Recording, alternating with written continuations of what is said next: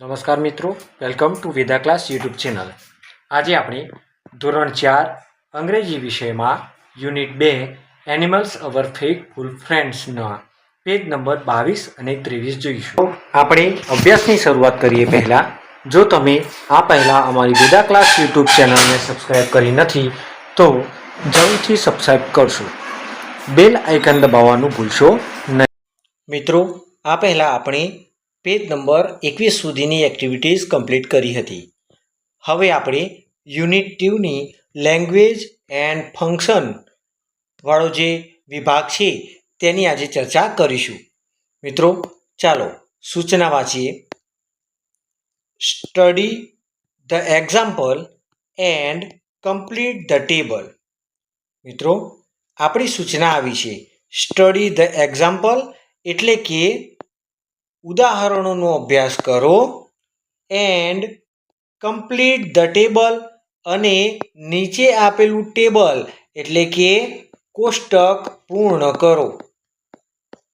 જો મિત્રો, અહીં નીચે કોઠો આપેલો છે, બરાબર, એને આપણે પૂરવાનો છે. પહેલાં આપણે પ્રાથમિક સમજ મેળવી લઈએ. ઉદાહરણ આપ્યું છે ધેર ઇઝ એન એપલ, પણ એપલ કેટલા છે? It is only 1. અને અહીંયા જુઓ, આ બાસ્કેટમાં કેટલા એપલ્સ છે? 1 2 3 4 5 6. તો એક કરતાં વધારે છે એટલે કે શું છે? મેની છે, ઘણા બધા. તો અહીં આપણે મિત્રો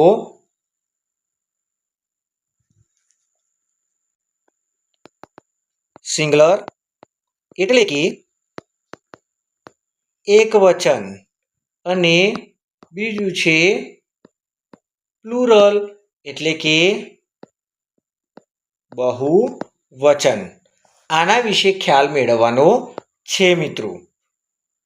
પણ તમને ડિસ્ક્રિપ્શન બોક્સમાં નીચે અહીં આપેલી છે, જે તમે જોઈ શકો છો. મિત્રો, વસ્તુ એક જ હોય ત્યારે આપણે તેને એક વચનમાં દર્શાવીએ છીએ, અને જ્યારે વસ્તુ એક કરતાં વધુ હોય ત્યારે આપણે તેને બહુવચનમાં દર્શાવી શકીએ. બરાબર છે મિત્રો? ચાલો હવે આપણે આપણી પ્રવૃત્તિ તરફ આગળ વધીએ. તો આપણી પ્રવૃત્તિમાં અહીંયા જુઓ શું છે? હા, બોય એટલે એમણે લખ્યું છે અ બોય. મિત્રો, ધ્યાન રાખવું કે એ અને એન આર્ટિકલ એક વચનમાં જ લાગુ પડે અથવા એક વચન વખતે જ વપરાય. અહીંયા એક જ છોકરો છે એટલે અહીં અ બોય લખ્યું છે. જ્યારે અહીં એક અને બે, એક કરતાં વધુ છોકરા હોવાથી આપણે અહીંયા લખવું પડશે BOYS, બોયઝ. બોયની પાછળ એસ લગાવી આપણે બોયઝ કરી શકીશું. એવી જ રીતે તમે જોઈ શકો છો અહીં એક જ અમ્બ્રેલા છે એટલે અહીં લખ્યું એન અમ્બ્રેલા. તો અહીંયા આ એક અને બે અમ્બ્રેલા છે એટલે એક કરતાં વધી ગઈ એટલે આપણે લખીશું UMBRELLA, અમ્બ્રેલા તો લખવાનું જ છે. પાછળ એસ લગાવી આપણે બહુવચન કરી શકીએ. બરાબર છે મિત્રો? એટલે મેં અહીં લખ્યું અમ્બ્રેલાઝ. બરાબર છે ને?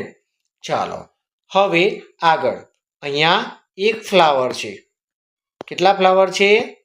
એક જ ફ્લાવર છે એટલે અહીંયા આને લખ્યું અ ફ્લાવર્સ. બરાબર છે મિત્રો? અહીં આપણી પાસે 1 2 3 એટલે કે મોર ધેન 1, એક કરતાં વધારે છે એટલે આપણે અહીં લખીશું FLOWER, ફ્લાવર, અને પછી પાછળ એસ લગાવી આપણે એનું બહુવચન કરી શકીશું. બરાબર છે મિત્રો? એટલે મેં લખ્યું ફ્લાવર્સ. આપણે એની આગળ એ કે એન આર્ટિકલ લગાવવાનો નથી, કારણ કે બહુવચનમાં એ એન આર્ટિકલ લાગે નહીં. ત્યાર પછી અહીં દડો એક જ છે, એક જ બોલ છે એટલે એને લખ્યું અ બોલ. જ્યારે અહીં એક એટલે કે 1 2 3 and 4, it means it is more than 1 એટલે કે એક કરતાં વધારે હોવાથી આપણે શું લખીશું? BALL બોલ અને પાછળ S લગાવી બોલ્સ એવું બહુવચન બનાવીશું. મિત્રો બોલનું બહુવચન થાય બોલ્સ. બરાબર છે. ચાલો હવે અહીં ડોગ છે પણ ડોગ એક જ છે એટલે આપણે એણે અહીં લખ્યું છે અ ડોગ. બરાબર છે. જ્યારે અહીં 1 અને 2 એટલે કે 1 2 મોર દેન 1 હોવાથી આપણે તેને બહુવચનમાં લખીશું. એટલે આપણે લખીશું DOG ડોગ અને પછી પાછળ S લગાવી બહુવચન બનાવીશું. એટલે મેં લખ્યું ડોગ્સ. બરાબર છે મિત્રો. ચાલો થોડું તમને મોટું કરી આપું. બરાબર છે મિત્રો. ચાલો તો અહીં આપણે આગળ વધીએ. ત્યાર પછી એક એક્ટિવિટી છે જેનું નામ છે સર્વનામ. મિત્રો ચાલો ફરીથી આપણે એક બ્લેન્ક પેજમાં જઈ ધીસ ધીઝ ધેટ ધોઝ ની માહિતી મેળવી લઈએ. મિત્રો અહીં જુઓ એક છે THIS ધીસ અને બીજું છે ધીસ. ઉદાહરણ દ્વારા આપણે સમજવા પ્રયત્ન કરીએ. જેમ કે એક વાક્ય લખું છું ધીસ ઇઝ એન એપલ.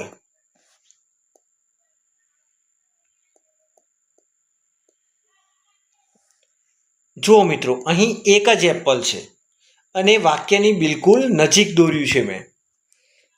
અહીંયા જુઓ ધીસ આર એપલ્સ. અહીં પણ વાક્યની નજીક જ દોરું છું પરંતુ મિત્રો જુઓ હવે કેટલા એપલ છે? હા તમે કહેશો સર અહીંયા એક જ એપલ હતું, અહીં એક કરતાં વધુ એટલે કે 2 એપલ છે. તો મિત્રો તમે જુઓ અહીંયા જ્યારે અહીં એક જ એપલ હતું ત્યારે મેં અહીં લખ્યું ધીસ અને ધીસ સાથે હંમેશા ઈજ જ આવે. અહીં એક કરતાં વધુ હતા તો મેં અહીં લખ્યું ધીઝ. બરાબર છે. અને ધીઝની સાથે હંમેશા આર આવે.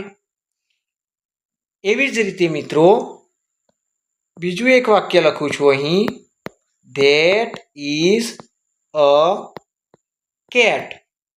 જુઓ મિત્રો હવે હું કેટ દોરું છું. તમારી જેવી નથી આવડતી હો મને.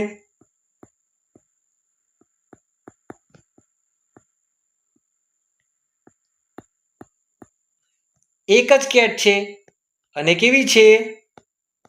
દૂર છે. એટલે મેં અહીં ધીસ લખ્યું નથી. શું લખ્યું છે? ધેટ. કારણ કે ક્યાં છે? ઘણી દૂર છે. ચાલો હવે બીજું વાક્ય લખું છું ધોઝ આર કેટ્સ. તો એ પણ જુઓ હવે બિલાડી નાની દોરીશ હો કારણ કે મારે એક કરતાં વધારે બિલાડીઓ દોરવી છે. મેં કહ્યું હતું ને તમારા જેવી આવડતી નથી. તમને તો આનાથી પણ સરસ આવડે છે. જો મારે તો ઉંદર બની ગયો. બિલાડી છે હો. તો જો અહીંયા કેટલી બિલાડીઓ થઈ? અહીંયા એક જ હતી. અહીંયા એક કરતાં વધારે એટલે કે 2 બિલાડીઓ હતી. હે ને? ચાલો તો જુઓ મિત્રો અહીં મેં એક કરતાં વધુ છે તો એ અહીંયા ધોઝ લખ્યું.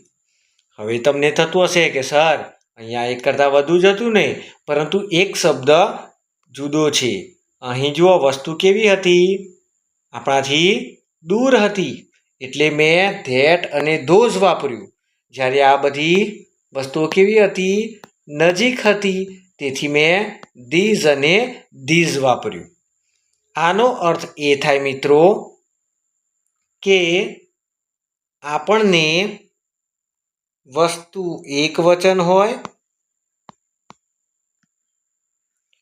અને નજીક હોય તો આપણે ધીસ શબ્દનો ઉપયોગ કરીએ છીએ. કયા શબ્દનો ઉપયોગ કરીએ છીએ? હા, this. THIS, this.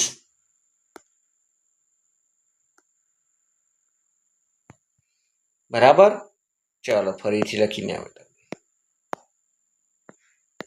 THIS, this. ક્યારે હોય?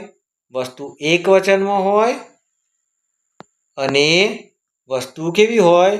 નજીક હોય ત્યારે આપણે ધીસ વાપરીએ છીએ. ધીસની સાથે હંમેશા ઇઝ આવે. પણ જો વસ્તુ નજીક જ હોય અને બહુવચનમાં હોય તો આપણે શું વાપરીશું? ધીઝ. આ ધીસ બોલાય અને આ ધીઝ બોલાય. મિત્રો એવી જ રીતે એક વચન હોય પણ વસ્તુ આપણાથી દૂર હોય ત્યારે ધેટ વપરાય છે. એવી જ રીતે જો બહુવચન હોય અને વસ્તુ દૂર હોય તો ધોઝ લખાય છે. ધોઝ સાથે હંમેશા શું આવે છે? આર. જેમ ધીસ સાથે પણ આર આવતું હતું. બરાબર છે. ચાલો હવે આ એક્ટિવિટીને આપણે લખીએ. ચાલો અહીંયા શું છે? હા, ટ્રક્સ આપેલા છે 1, 2 એટલે કે એક કરતાં વધુ છે અને એ આપણાથી કેવી છે? ઘણી દૂર છે. બરાબર છે.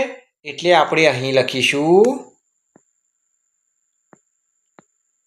ધોઝ. ધોઝ આર ટ્રક્સ એવું આપણે લખીશું. બરાબર. ચાલો હવે અહીં કેમેરા છે. બરાબર. કેમેરો કેવો છે આપણાથી?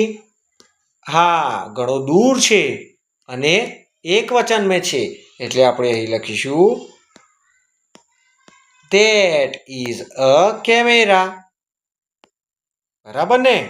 ચાલો એવી જ રીતે અહીં આવી વસ્તુ કેવી છે? બિલકુલ નજીક છે અને એક જ છે એટલે આપણે અહીં લખીશું ધીસ. બરાબર છે. ચાલો ત્યાર પછીની ખાલી જગ્યા. વસ્તુ આપણાથી નજીક તો છે જ મિત્રો, પરંતુ 1, 2, 3 એટલે કે બહુવચનમાં હોવાથી આપણે અહીં લખીશું ધીઝ. બરાબર છે. ચલો આપણે એને લખેલામાં કન્વર્ટ કરી દઈએ. સરસ. ચાલો ત્યાર પછી વોચ આપેલી છે. આપણાથી કેવી છે? ઘણી દૂર છે. 1, 2, 3, 4 એટલે કે બહુવચન છે. આપણાથી વસ્તુ દૂર હોય અને બહુવચનમાં હોય તો આપણે ધોઝ વાપરીએ છીએ. શું વાપરીએ છીએ મિત્રો? ધોઝ. બરાબર ને? ચાલો એના પછીની ખાલી જગ્યા આપણે જોઈએ તો એના પછીની ખાલી જગ્યા છે શું છે? હા, અહીંયા આપી છે પેન અને એ પણ એક જ છે. આપણાથી નજીક છે. નજીક હોય એક વચન હોય તો આપણે લખીએ છીએ ધીસ. ધીસ જોડે આવે is. This is a pen. આ રીતે આપણે એનું વાક્ય બનાવી શકીએ. બરાબર ને મિત્રો? ચાલો તો મેં વાક્ય બનાવી દીધું છે. તમે પણ આ વાક્ય બનાવજો. તમારી નોટબુકમાં એની નોંધ કરજો મિત્રો. બરાબર છે. ચાલો ત્યાર પછીનું આપણે વાક્ય બનાવી દઈએ. વસ્તુ આપણાથી કેવી છે મિત્રો? વેરી ગુડ, દૂર છે અને એક વચનમાં છે એટલે આપણે લખીશું that. That is a bag. બરાબર છે મિત્રો? એટલે આપણું વાક્ય બની ગયું છે.